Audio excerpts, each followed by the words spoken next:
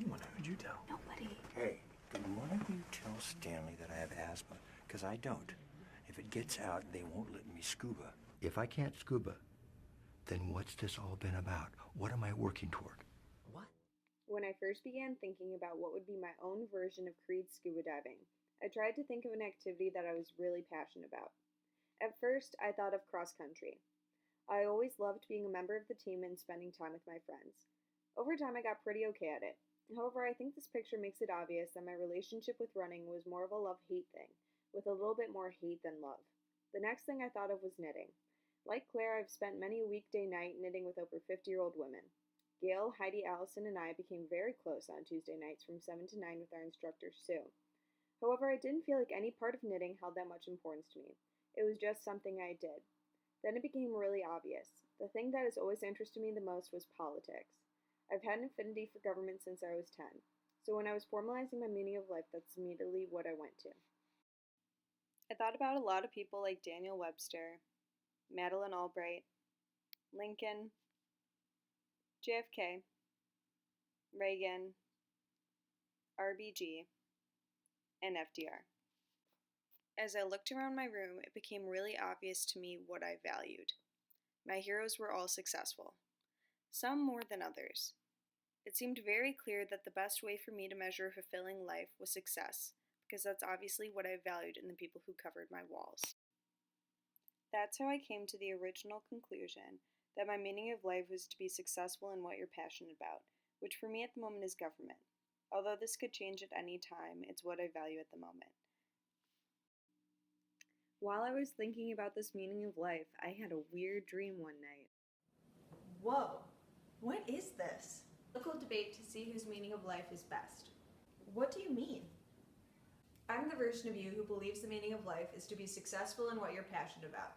And you're the one who, well, I guess you're really not sure yet. Okay, well, let's begin.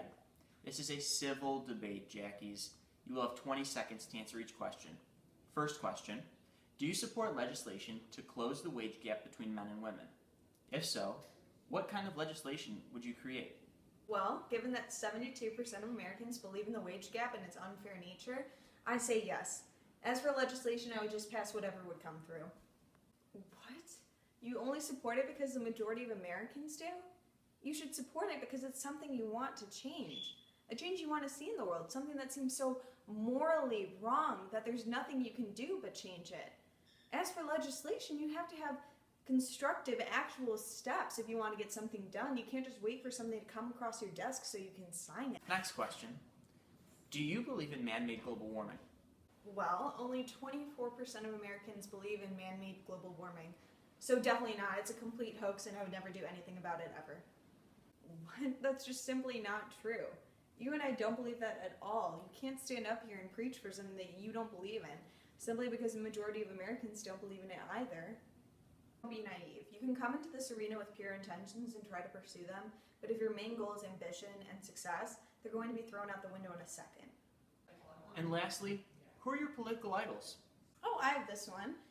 JFK, Robert Kennedy, FDR, Reagan, Lincoln, Webster, RBG, Pelosi, Hillary even. I mean, there's just way too many to count. 2 words, 1 name, 1 man. Donald Trump.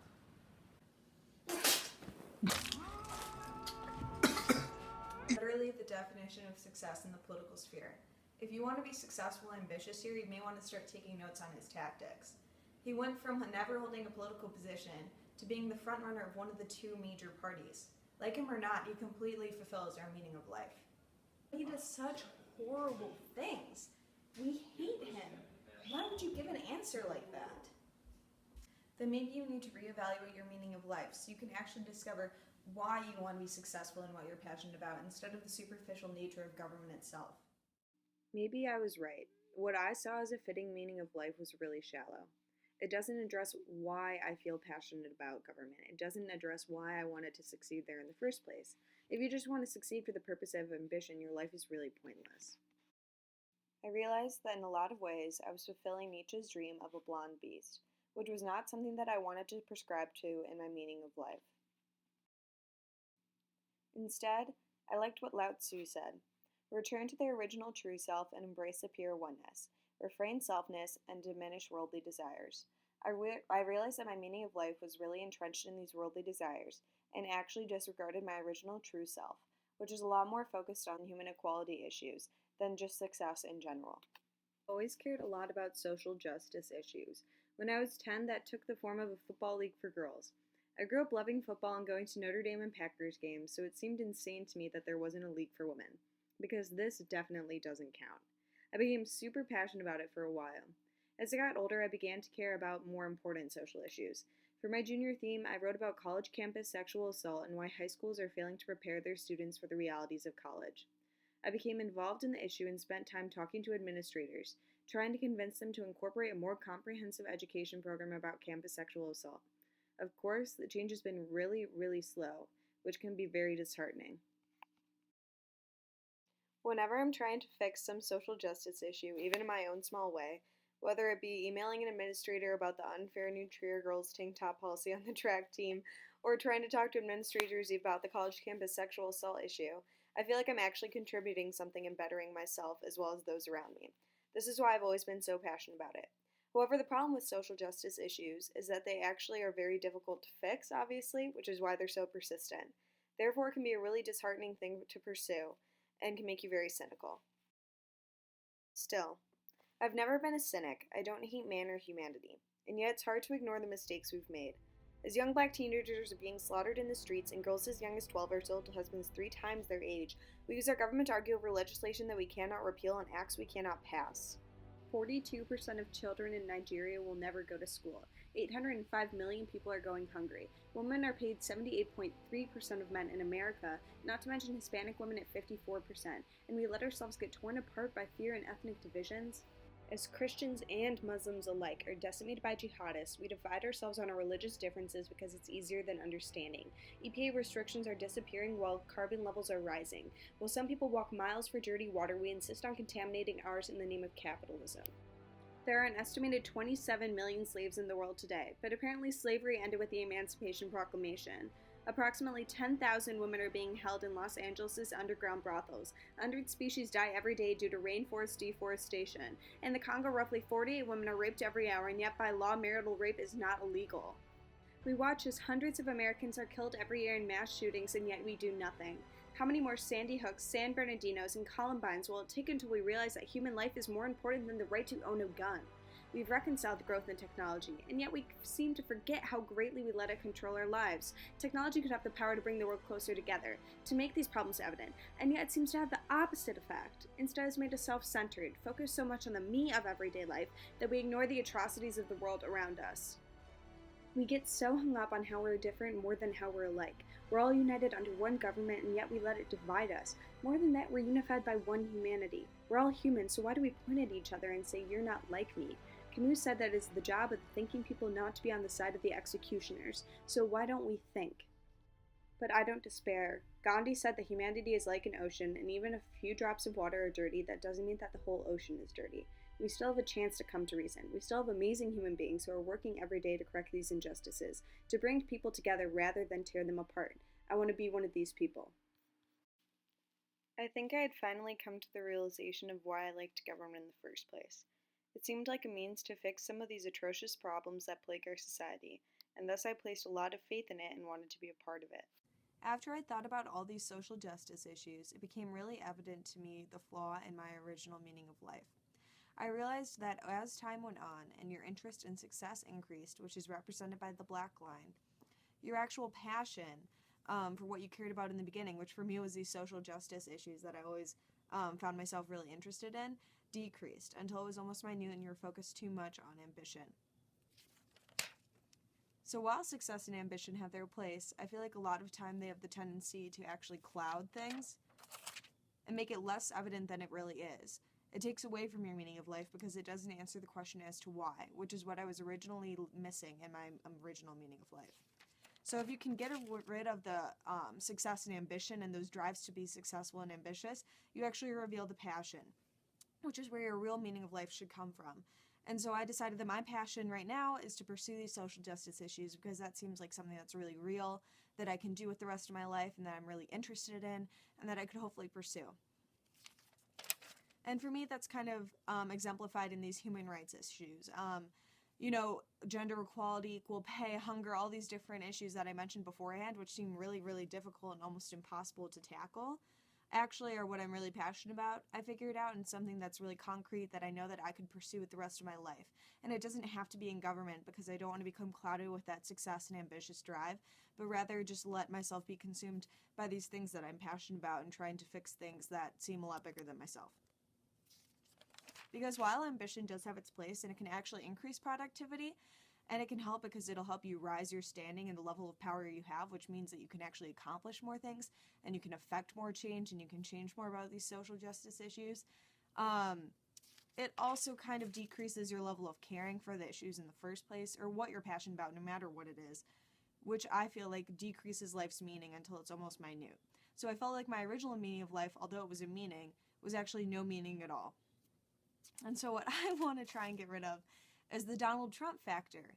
That's what I feel like my original meaning of life was completely encompassed with, and that's something I want to completely do away with as much as I possibly can, because everyone does have these drives to be successful and ambitious for the most part, but if you let them cloud too much of your vision, then you kind of become a Donald Trump, which is exactly what my meaning of life was. So instead of valuing success and ambition, I feel like I should be valuing these 50 people.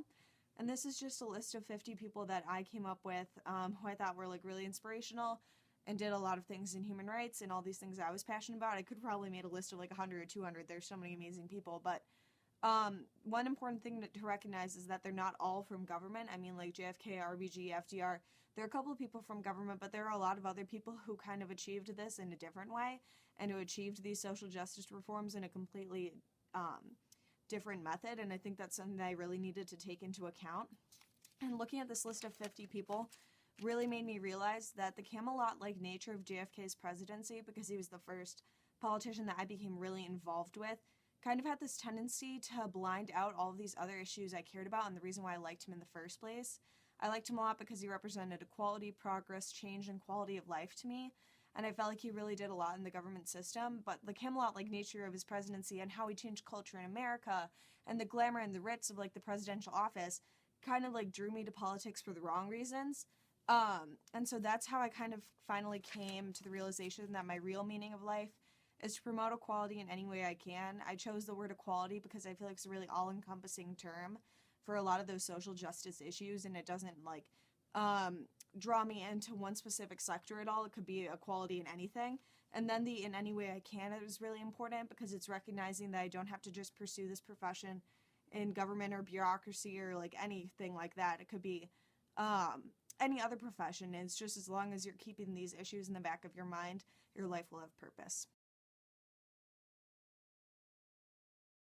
After looking at this list comprised of 50 amazing people, it reminded me a lot of Diotima's Ladder of Love in Plato's Symposium. She says, looking now at beauty in general and not just at individual instances, he will no longer be slavishly attached to the beauty of a boy, or of any particular person at all, or of a specific practice. Instead of this low and small-minded slavery, he will be turned towards the great sea of beauty, and gazing on it he'll give birth, through a boundless love of knowledge, to many beautiful and magnificent discourses and ideas. If you become so focused on one type of beauty, which for me was government, you can never become exposed to this whole sea of beauty. You won't be able to gain the greatest level of understanding because you limited yourself so greatly. That's what I realized. I had spent all of high school attending these summer college programs, learning more about government myself, thinking that was broadening my horizons, but in a lot of ways it also kind of kept me into the ideal that this was the path I had to go on in life, and really limited the way I looked at certain things. What now? I had finally realized that social justice and issues of equality were what I was really passionate about, but it was difficult to see how I was going to pursue this with the rest of my life. However, I finally realized that it doesn't really matter. No matter what I do, I will always care about certain issues, and I'm sure I'll find a way to incorporate them into my future profession in life. I could be a lawyer, or a member of a think tank, or I could be like my aunt Cheryl Thomas, who runs the Foundation Global Rights for Women, which tries to promote equal legislation in developing countries. Or I could be an educator, because they're really foundational to democracy. What I realized was that it doesn't really matter. As long as I'm keeping in mind that this is what I'm passionate about and it stays in the forefront of what I do with the rest of my life, it doesn't matter what profession I have, because my meaning of life will have been fulfilled. Cool side note, this is me in front of JFK's house, which he bought in 1957 for $80,000 and lived in during the campaign. I found the address online while I was in DC. But next year I'm going to be going to school at Georgetown, and I think it speaks a lot to how I'm going to have to view the next chapter of my life. I'm going to have to avoid getting caught up in the superficial nature of success in government while living there and focus more on the issues I'm actually passionate about, so that my life takes the direction that's really supposed to take. In no way am I saying that I have to end up on this list of 50 people to consider myself fulfilled. Furthermore, inspiring people are not just limited to this list. People I see every day inspire me, like my mom, for example, and remind me why I'm so passionate about change. Furthermore, I'm not saying that I have to solve some major world crisis to have fulfilled my meaning of life. I'm simply saying that if I stay true to my beliefs and passions and try to promote equality in my everyday life, no matter what that consists of, if I do that, I'll have fulfilled my meaning of life.